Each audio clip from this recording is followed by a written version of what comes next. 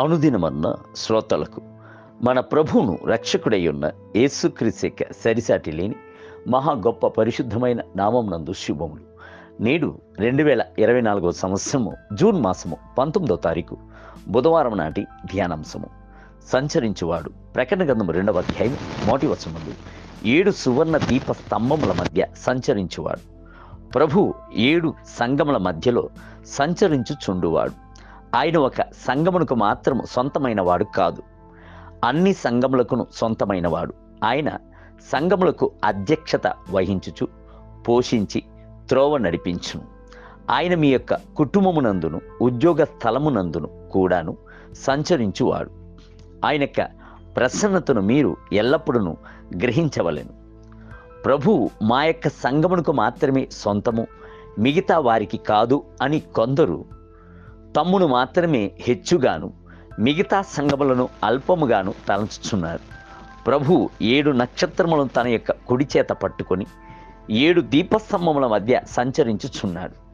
మీ యొక్క సంగమునందును సంచరించుచున్నాడు, ఆత్మల మధ్యను సంచరించుచున్నాడు. అన్ని సంగములను ప్రభు ప్రేమించి వారి కొరకు తన యొక్క జీవమును అర్పించి ఉన్నాడు. ఆదియందు దేవుడు ఆదాము అవ్వలతో ఏదేను తోటలో సంచరించాను. మనుషులతో నిత్యము ఆనందించుచుండెను, వారితో సంభాషించెను, మాట్లాడెను.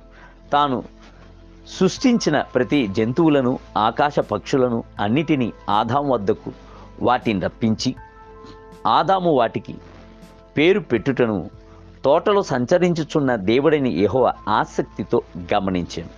ఆదికాండం 2వ అధ్యాయం 19వ వచనం. గ్రామముల యందు స్నేహితులు సాయంకాల సమయమున ఒకటిగా చేరి సంచరించుటకు వెళ్ళుట చూడవచ్చును. అప్పుడు మనసును తెరచి ఒకరితో ఒకరు మాట్లాడుకుందురు. మరికొందరు ఒంటరిగా తోటలో సంచరించి చల్లని గాలిని ఆస్వాదించుచున్నాను అని అందురు. అదే విధముగా నూతనముగా వివాహమైన వారు సముద్ర తీరమునందు గల సాలల యందు చేతులు పట్టుకుని తమలో మాట్లాడుచు నవ్వుకొనుచు ఆనందించుచు సంచరింతురు. ప్రభువుతో మీకు ఇట్టి దగ్గరి సన్నిహితము కలదా? హానోకు వలె మీరు దేవునితో సంచరించుచున్నారా? ప్రభు వాగ్దానముగా సెలవిచ్చున్నాడు, నేను వారిలో నివసించి వారిలో సంచరింతును, నేను వారి దేవుని యుందును, వారు నా ప్రజలై ఉందురు.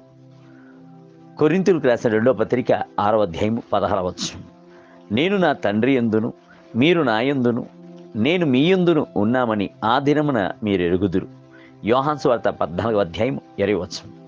దేవుడు తన ప్రజల మధ్యలో నివాసముండువాడు, సంచరించువాడు అను సంగతిని లేఖన వాక్యము బహు చక్కగా దృఢపరచుచున్నది.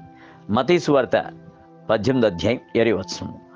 ఆకాశ మహాకాశములు పట్టజాలని మహిమగల రాజు మీ మధ్యలో నివాసముండి సంచరించవలెను అంటే మీరు ఎంతటి తగిన పాత్రులైన వారిగా కనబడవలెను. ప్రభు మోషే వద్ద నేను ఇజ్రాయేల్ జనుల మధ్యలో పాలెము మధ్యలో సంచరించుచున్నందున అక్కడ అపవిత్రమైంది కనబడకూడదు అని చెప్పాను. అవును, ఆయన మనుషుల మధ్యలో సంచరించువాడు. ప్రభు మీ మధ్యలో సంచరించినట్లుగా మీరు సమస్త అపవిత్రమైన క్రియలను విడిచిపెట్టి ఆయనకు ప్రియమైన వాటిని చేయుదురా?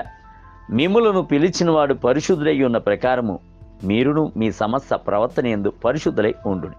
పేతురు రాసిన మొదటి పత్రిక 1వ అధ్యాయం 16వ వచనం. దేవుని బిడ్డలారా, లోకం యొక్క అపవిత్రత, లోకం యొక్క పాపేచ్ఛలు మీలోనికి వచ్చుటకు ఎన్నడూను చోటు ఇవ్వకుడి. నేటి ధ్యానమునకై కావున మీరు వారి మధ్యలో నుండి బయలు వెడలి ప్రత్యేకంగా ఉండుడి. అపవిత్రమైనది ముట్టకూడదని ప్రభువు చెప్పుచున్నాడు. కొరింథీయులకు రాసిన 2వ పత్రిక 6వ అధ్యాయం 17వ వచనం.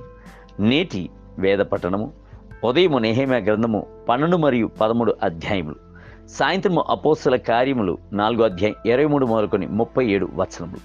ప్రభు మిమ్ములను దీవించునుగాక. ఆమేన్.